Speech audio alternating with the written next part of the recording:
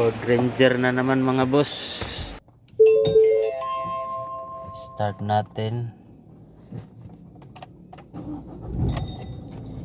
Yan. Start na yan mga boss. Yan. Maraming naka-indicate. ABS. Check engine, airbag, handbrake. Release nating handbrake. Yan.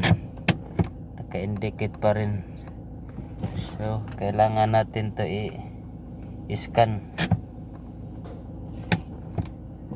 So, dito mga boss, nag-scan tayo mga boss. Ito mga boss, maraming nakapula mga boss.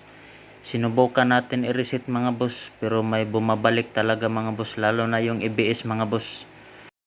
So, dito mga boss, kailangan talaga natin i-check yung linya mga boss. Dito makikita natin mga boss sa likod, sa left side mga boss, yung mga sakit niya mga boss. Tingnan nyo yung mga sakit mga boss. Yan o. May tubig pa. Oh. Yan.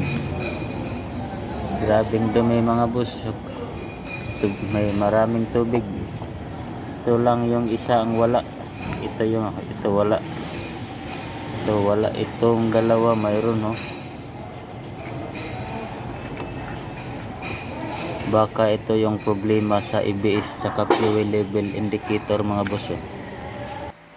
So dito mga boss, ginawa na lang natin ang paraan mga boss. Nagdugtong na lang tayo ng wire mga boss kasi sira na talaga yung mga sakit mga boss. Yung Utilax nya o terminal nya sira na.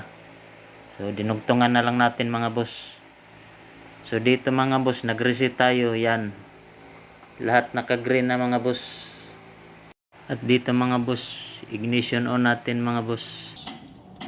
Anong naiwan? Yan mga boss oh.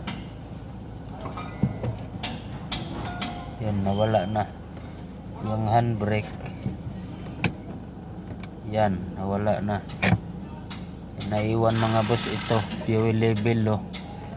So ito mga boss, i-separate natin to pag reset mga boss. I-manual reset natin to mga boss para mawala mga boss.